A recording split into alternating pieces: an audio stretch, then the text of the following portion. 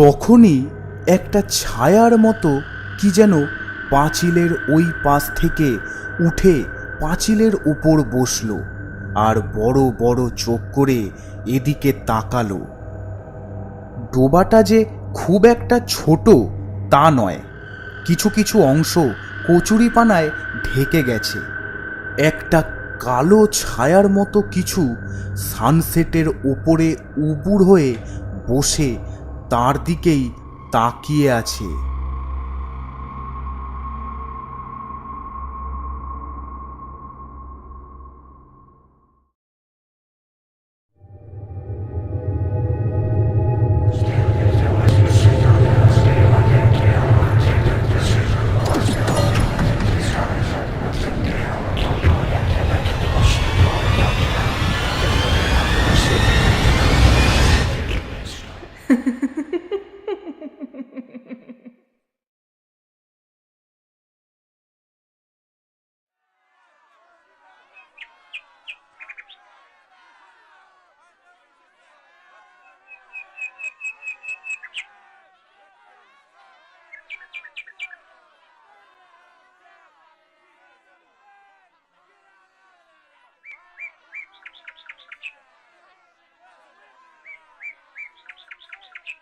আরে বাবু, বলুন কোন মাছটা দেব? আমার কাছে সব মাছই একেবারে টাটকা। এরকম ভালো মাছ আপনি সারা বাজার খুঁজলেও পাবেন না। এই এই এই যে এই বড় কাতলাটা দি। হ্যাঁ হ্যাঁ। মাছটা তো ভালোই বড়। তা কত দাম মাছটার? দাম তো একটু বেশি, তবে আপনার কাছ থেকে কমই নেব, ওই মাত্র ৩,০০০ টাকা। ওরে বাবা, একটু কি বলছো গো? এ তো অনেক দাম। তা আর কি কম হবে না? কি যে বলেন বাবু, এর কমে হয়? মাছটার সাইজটা দেখেছেন তো? এই মাছ এর কমে হবে না। আর তাছাড়াও জিনিসপত্রের দাম তো এখন বাড়ছেই, তাহলে মাছের দাম আর কি করে কম থাকে বলুন? আপনি নিশ্চিন্তে নিয়ে যান, আমি বলছি আপনার লাভই হবে। আচ্ছা ঠিক আছে, তাহলে মাছটা কেটে দাও। হ্যাঁ হ্যাঁ, এই তো বাবু, একটু দাঁড়ান, আমি এখনই মাছটা কেটে দিচ্ছি। রবি মাছওয়ালার থেকে মাছ নিয়ে আর তাকে মাছের টাকা দিয়ে ওখান থেকে বাড়ির দিকে রওনা দেয়।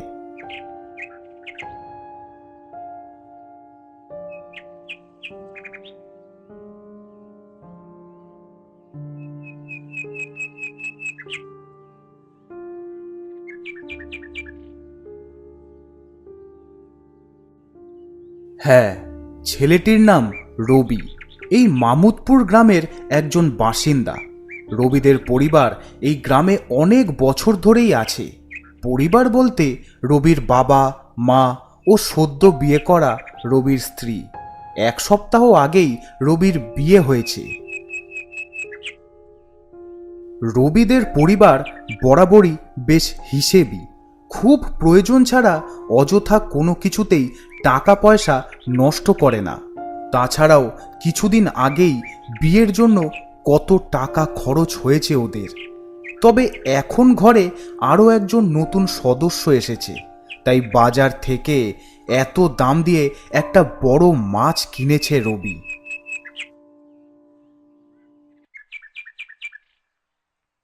এটাই হলো রবিদের বাড়ি। বাড়ির বাইরে বিয়ের প্যান্ডেলটাও এখনো পুরোপুরি খোলা হয়নি। মা, ও মা, তাড়াতাড়ি এদিকে এসো, এই ব্যাগটা ধরো। উফ, এই ঠান্ডাটা যাওয়ার সাথে সাথেই গরমটাও বেশ ভালোই পড়েছে। এখনই পুরো ঘেমে যাচ্ছি।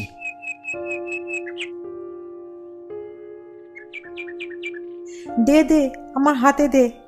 আর তুই ভেতরে এসে মুখ হাত পা ধুয়ে বস, আমি জল দিচ্ছি। মা, বাবা কোথায় গো? তোর বাবা তো এইমাত্র স্নান করতে গেল। আয় আয়, তুই ভেতরে আয়, আর বাইরে গরমের মধ্যে দাঁড়িয়ে থাকিস না। ইনি হলেন রবির মা, রেখা দেবী। একটা সংসারকে সুষ্ঠু ও নিয়ন্ত্রিতভাবে কি করে চালাতে হয় সেটা ইনি খুব ভালো করেই জানেন।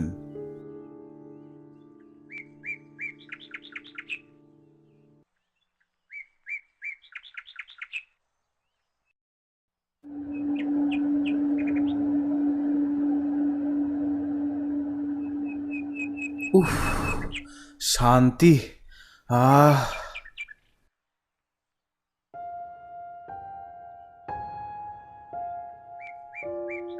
আরে বাবু, তুই এসে গেছিস। বাবা, এই তো কিছুক্ষণ আগে এলাম, তুমি বসো না।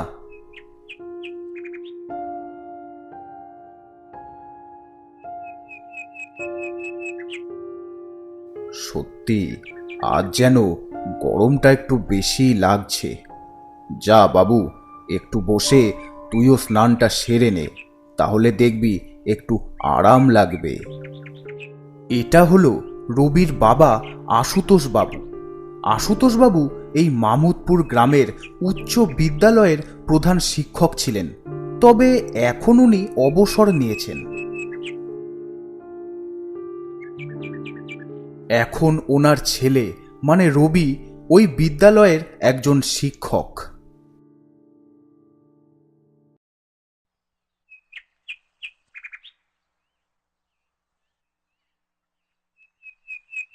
বৌমা, আমি রান্নার দিকটা দেখে নিচ্ছি। তোমাকে আর এই আগুনের সামনে আসতে হবে না। তুমি বরং আমার হাতে হাতে একটু সাহায্য করো, ঠিক আছে? তুমি বরং ওই সবজিগুলো একটু কেটে দাও। ঠিক আছে মা। রবির বউ নাম পামেলা। পামেলা হলো এই গ্রামেরই মুদির দোকানদার হরির একমাত্র মেয়ে। স্বভাবগতভাবে সে খুবই ঠান্ডা, নম্র ও ভদ্র প্রকৃতির। জোরে কথা বলা তো দূর, খুব প্রয়োজন ছাড়া মুখ দিয়ে একটাও শব্দ বের করে না। আর রূপেও যে কারুর থেকে কম যায় না তা বলাই যায়। এই রে, ছেলেটাকে এখনো জল দেওয়া হলো না। এইদিকে করতে গিয়ে একদম ভুলে গেছি। বৌমা, তুমি ওগুলো কেটে রাখো। আমি ছেলেটাকে জল দিয়ে এসে ওই রান্নাটা বসাচ্ছি।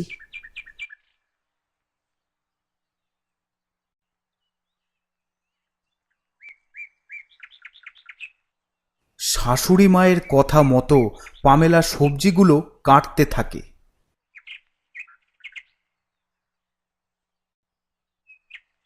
বৌমা, দাও, ওই সবজিগুলো দাও। আমি চট করে রান্নাটা করে ফেলি।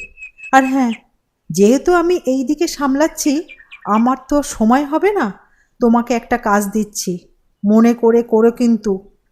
আজ তো আমাদের বাড়িতে মাছ রান্না হচ্ছে, তা মাছের আঁশকাটাগুলো পিছনে ডোবার ওখানে গিয়ে ফেলে দিয়ে আসবে, তাও রাত হবার আগে। কারণ সারাদিন বাড়িতে ওগুলো থাকবে, সেটা অশুভ, খুব একটা ভালো না। আর তাছাড়া এই গ্রামগঞ্জে ঠিক উচিতও না।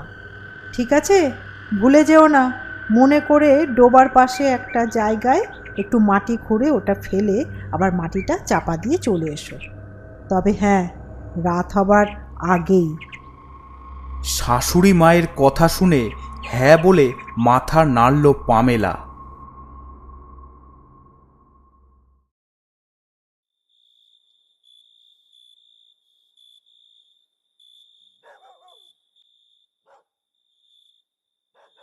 রবি খাটের ওপর বসে সকালের পেপারটা পড়ছে, আর পামেলা তার পাশেই বসে আছে।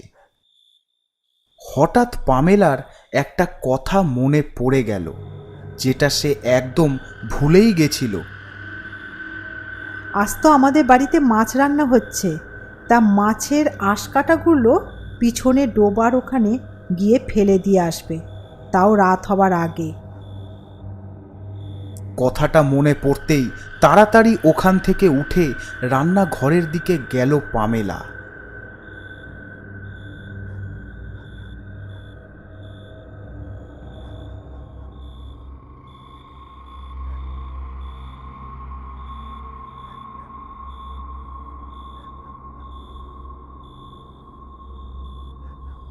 তার এই ভুলের কথাটা সে তার শাশুড়ি মাকে আর জানালো না। যদি সে তাকে ভুলো মন ভেবে তার উপর রাগ করে, তাই মাছের আঁশ কাটা রাখা প্লাস্টিকটা নিয়ে চলে গেল বাড়ির পিছনের ডোবার দিকে।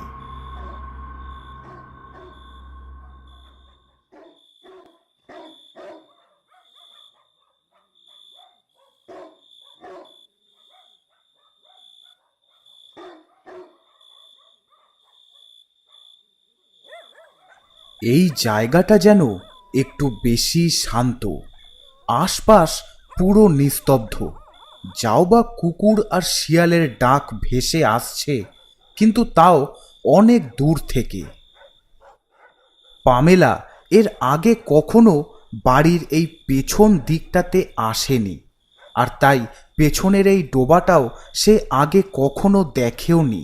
এই রাতে অন্ধকারে চাঁদের আলোয় দেখে সে যা বুঝল তা হলো, ডোবাটা যে খুব একটা ছোট তা নয়। কিছু কিছু অংশ কচুরিপানায় ঢেকে গেছে।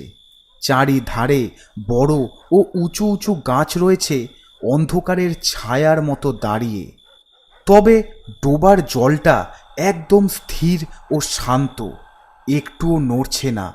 আর তাতে হালকা চাঁদের আলো পড়ে আরও যেন রহস্যময় লাগছে।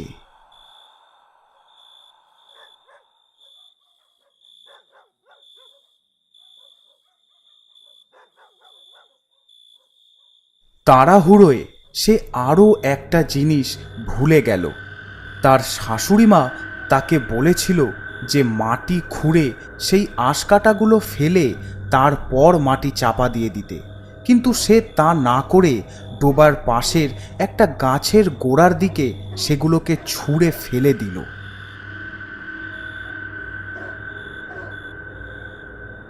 আর তারপর ওখান থেকে চলে গেল।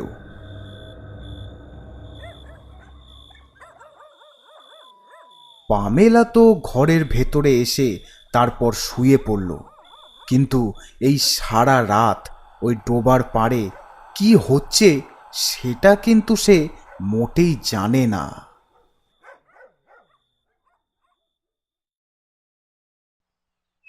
পরের দিন সকালে রবি বিদ্যালয়ে চলে গেছে, আর রবির বাবা আশুতোষবাবুও পাশেই তার এক বন্ধুর বাড়িতে আড্ডা দিতে গেছেন। বাড়িতে এখন শুধু রেখা দেবী আর পামেলা এই দুজনই রয়েছেন। তারাও রান্নাঘরে রান্নার কাজে ব্যস্ত। বৌমা, তরকারিটা একটু দেখো তো, আমি একটু আসছি।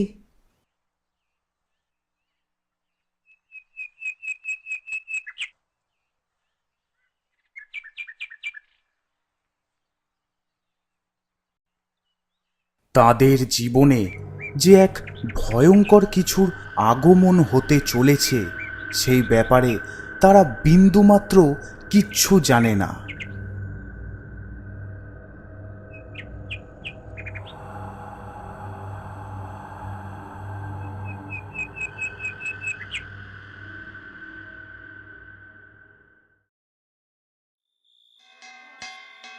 সন্ধ্যের সময় গ্রামের বাড়িতে বাড়িতে সবাই তুলসী তলায় সন্ধে দিচ্ছে আর শঙ্খ বাজাচ্ছে।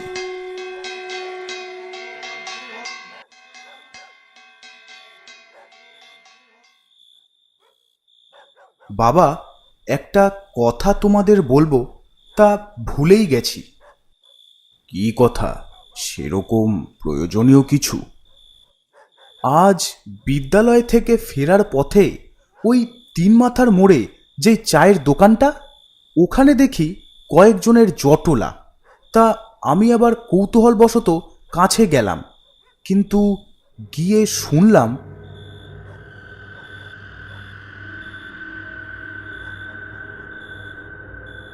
কি রে বাবু, কোথায় কি শুনলি? কিছু হয়েছে নাকি রে? ওই পাড়ার নগেন জেঠুর বাড়ি, আরে যেটা ওই ডোবাটার ওই পেছন দিকে, ওদের বাড়ির বাগানে কাল রাতে নাকি কি সব হয়েছে। সকালে উঠে নগেন জেঠু নাকি দেখে পুরো বাগান, তার সাথে ফুল বাগানটাও একেবারে ধ্বংস। চারিদিকে মাটি খোঁড়া, কোনো কোনো গাছ একটু একটু ভেঙে মাটিতে পড়ে রয়েছে। ফুল গাছগুলো তো সবকটা ছিঁড়েই ফেলেছে। মাটিতে এক এক জায়গায় অল্প অল্প গর্ত খোঁড়া, আর দেওয়ালের গায়ে যেন কার বড় বড় নোকের আঁচড়ের দাগ।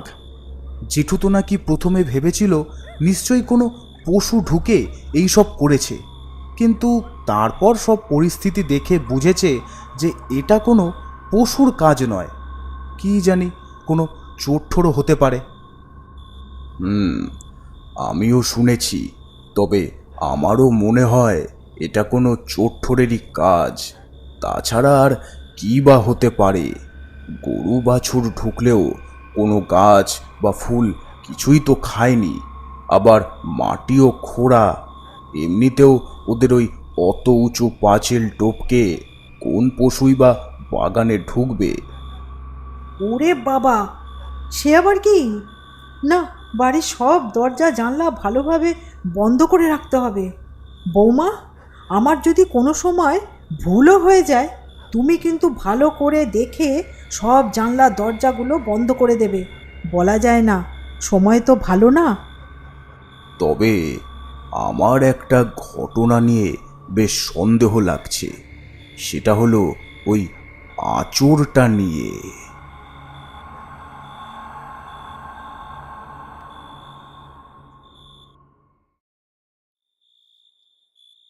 সেদিন রাতে ঘড়িতে সময় তখন রাত 12টা। চারিদিক নিস্তব্ধ। ওই ডোবার পরে নগেনবাবুদের বাড়ির কিছুটা আগেই হালদার বাড়ির বাগানে আজ যেন একটু বেশি নীরবতা।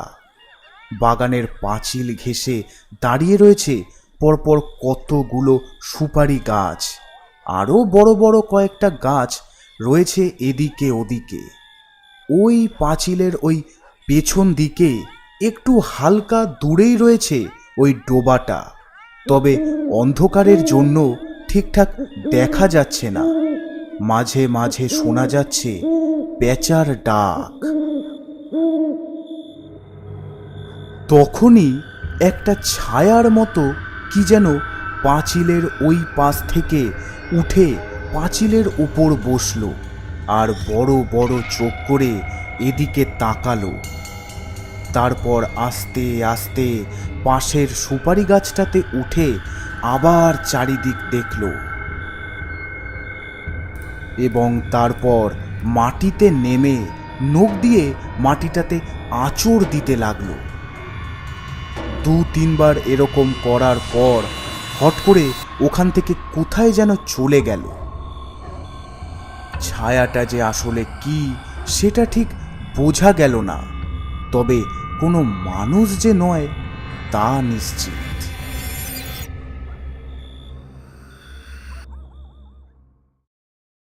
পরের দিন সকালে এই গ্রামের চায়ের দোকানে আশুতোষবাবু আর গ্রামের আরও কয়েকজন বসে আছে। আচ্ছা মুখার্জি বাবু, কি শুরু হলো বলুন তো?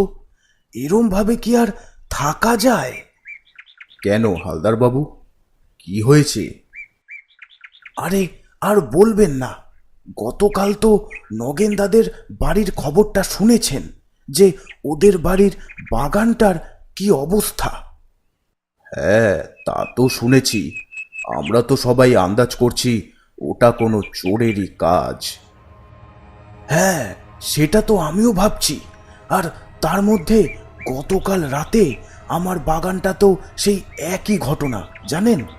আর শুধু তাই নয়, আমাদের ছাদের সিঁড়িঘরের দরজাটায় গভীর রাতে এত জোরে দুটো লাথি মেরেছে যে পুরো বাড়ি শুদ্ধ আমরা সবাই যেন কেঁপে উঠেছি।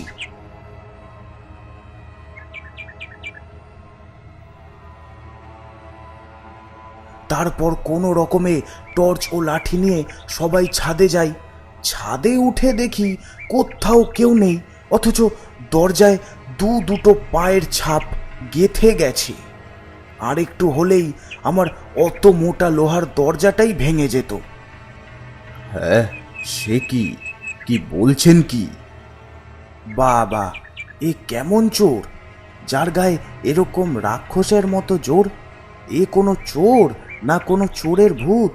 হ্যাঁ হ্যাঁ, ওই রকমই। আমি আজ সকালে মামুদপুর গ্রাম থানায় গেছিলাম।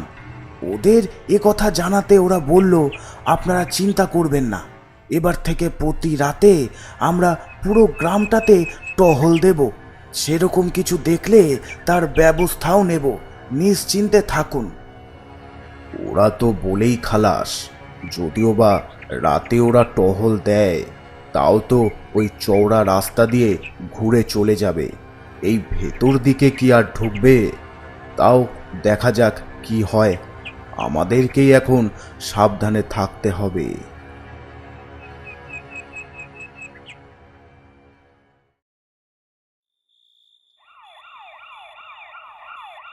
তারপর থেকে প্রায় দিন রাতেই পুলিশ পুরো গ্রামে টহল দিতে থাকে, তবুও সেরকম কোনো কিছুই তাদের চোখে পড়ে না।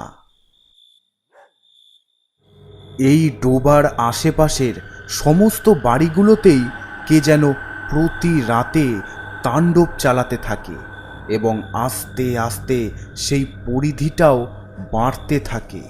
শুধু ডোবার আশেপাশের বাড়িই নয়, তার সাথে সাথে ডোবার থেকে কিছুটা দূরের বাড়িগুলোও তার তাণ্ডবের হাত থেকে রেহাই পায় না।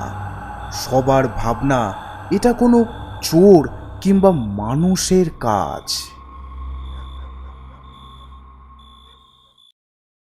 একদিন শুক্রবারের সকালে রবি তখন বিদ্যালয়ে গেছে। বাড়িতে তার বাবা মা ও তার স্ত্রী রয়েছে। হ্যাঁ গো, বলছি ওই চোরটাকে কি ধরা গেল? কদিন ধরে যা উৎপাত শুরু করেছে। আরে না না, কোথায়? সবাই তো রাতে পাহারা দিচ্ছে, তবুও কাউকেই তো এখনো ধরা গেল না।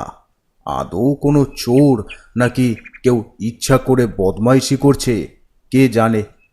যেদিনই যে বাড়ির লোক একটু সজাগ থাকে সেদিন আর সেই বাড়িতে কিছুই হয় না। তাহলে বুঝতে পারছো না যে কি হতে পারে?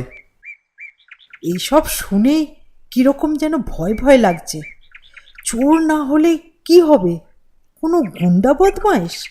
কি জানি রে বাবা, আশেপাশে হট করে কি যে শুরু হলো।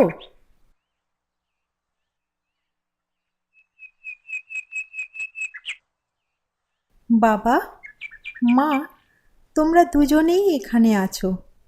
মা, অনেক দিন ধরেই একটা কথা মনে মধ্যে ঘুরপাক খাচ্ছে।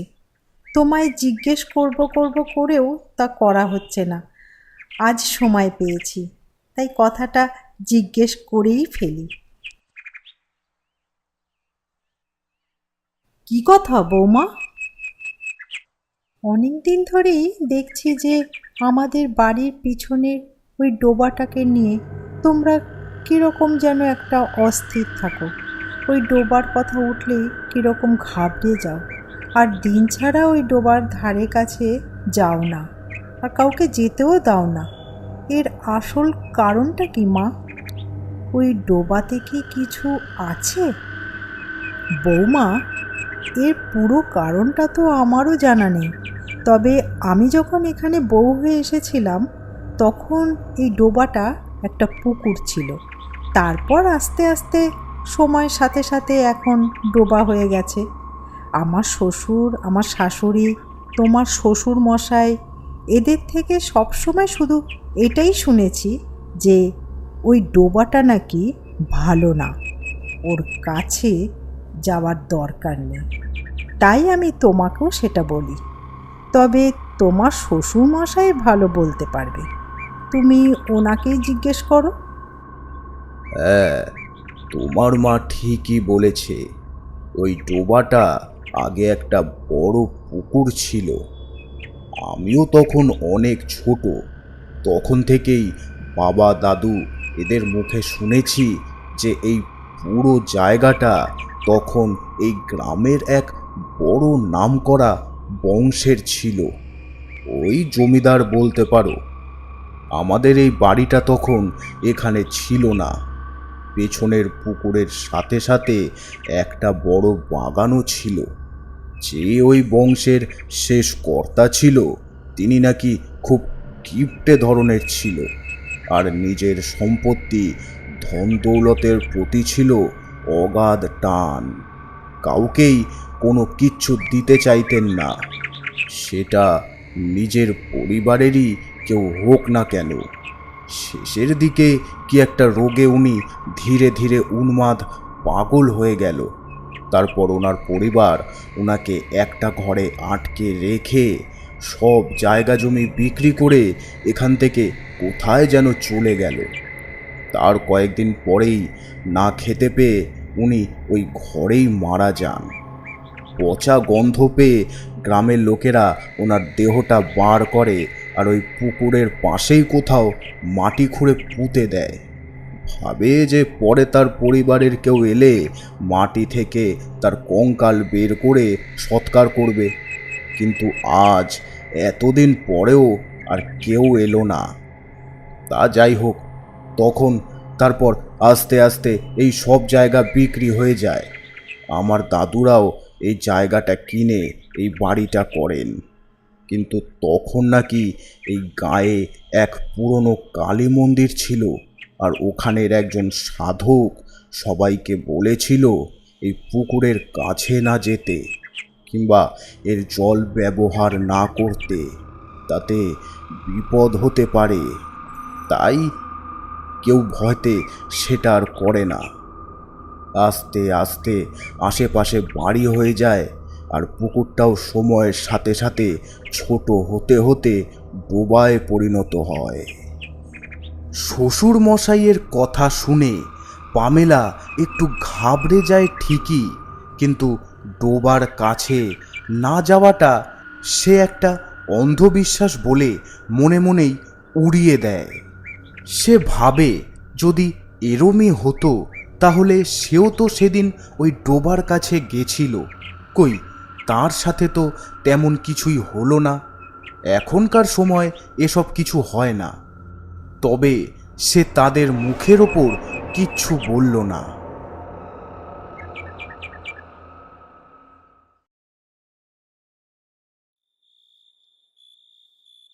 সেদিন রাতেই গ্রামের তিনজন, কানাই, হারু ও নির্মল, গ্রামের ওই পশ্চিম পাড়ে অর্থাৎ যেখানে এই ঘটনাগুলো দেখা যাচ্ছে সেখানে পাহারা দিচ্ছে। আচ্ছা, আমি না একটা জিনিস কিছুতেই বুঝতে পারছি না। চোর এই সব কিছু করছে কিন্তু কোথাও তো চুরি করছে না। হ্যাঁ, এটা কি করে সম্ভব? সেটা তো ঠিকই। আমার কি মনে হয় জানিস তো, চুরি করার চেষ্টা করছে ঠিকই, কিন্তু সেরম সুযোগ পাচ্ছে না বলে করতে পারছে না। তাই রাগে এইভাবে মাটি খুঁড়ে দেওয়ালে দাগ দিয়ে গাছপালা ভেঙে বদলা নিচ্ছে। হ্যাঁ, তাই হবে বোধহয়। ঠিকই বলেছ। এখানে তো বেশ কিছুক্ষণ ধরে দাঁড়িয়ে আছি। এবার তোমরা একটু ওই দিকটা গিয়ে দেখো, আর আমি বরং একটু এই দিকটা যাই, ঠিক আছে? হ্যাঁ হ্যাঁ, ঠিক আছে, এই চলো। এই বলে ওরা ভাগ হয়ে দুদিকে চলে যায়।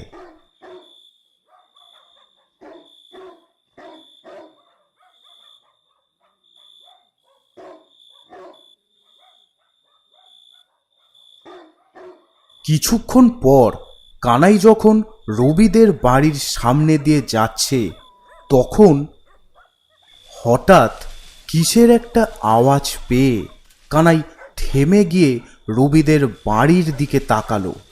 তার মনে হলো আওয়াজটা ওই দিক থেকেই এলো।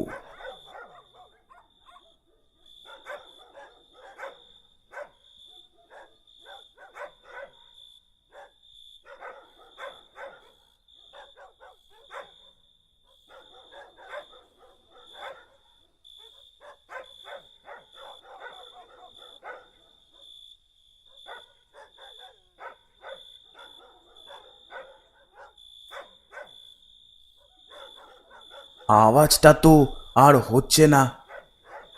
এখানে তো তেমন কিছু দেখছিও না। আর একটু কি এগিয়ে বাড়ির পেছন দিকটা যাব? না না থাক, এমনিতেই আমি একা, সেরকম যদি কোনো বিপদ হয়, থাক বরং আমি ফিরেই যাই। এই বলে যেই সে পিছন ফিরতে যাবে, ঠিক তখনই তার চোখটা পড়ল একটু উপর দিকে। একটা কালো ছায়ার মতো কিছু সানসেটের ওপরে উপুড় হয়ে বসে তার দিকেই তাকিয়ে আছে। কানাই টর্চের আলোটা তার দিকে ফেলতেই তাড়াতাড়ি সে ওখান থেকে পেছন দিকে চলে যায় আর উকি দিতে থাকে। আবার টর্চের আলোটা ওই দিকে ফেলতেই সে আবার সরে যায়।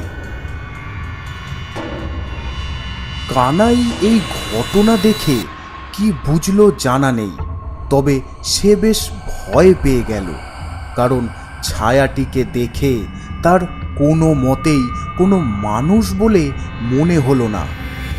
মানুষ না হলে তাহলে সেটা কি? এই কথাটা ভাবতেই ভয়ে কানাই ওখান থেকে পড়ি কি মরি করে পালিয়ে যায়।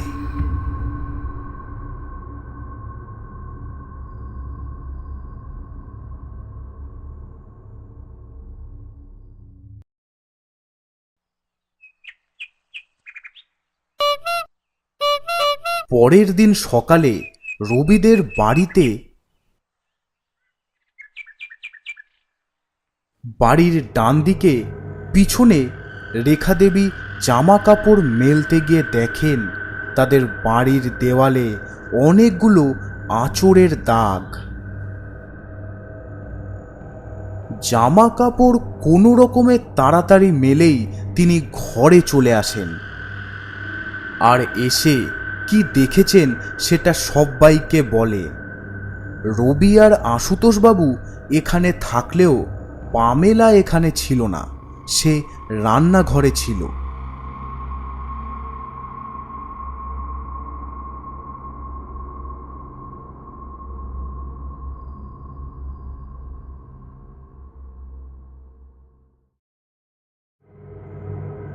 এরই মধ্যে আরও দুদিন কেটে গেছে। কানাই প্রায় সবাইকেই সেদিনের ঘটনার কথা ও তার মতামতের কথা জানিয়ে দেওয়ায় আর কেউই ভয়তে রাতে পাহারা দিচ্ছে না।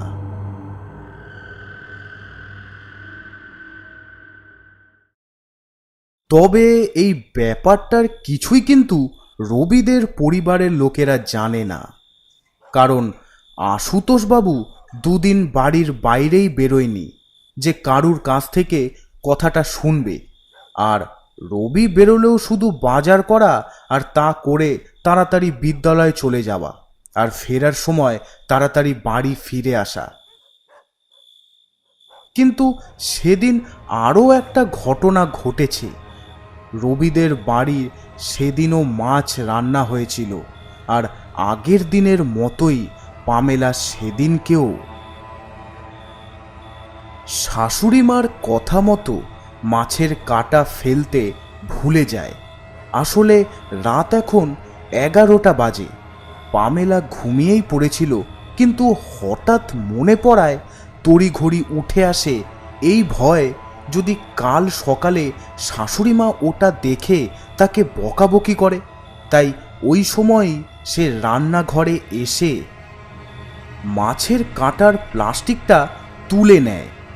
ঘুম থেকে কোনো রকমে উঠে আসায় তার চুলটাও সে বাঁধতে ভুলে যায় আর এগিয়ে যায় ডোবার দিকে।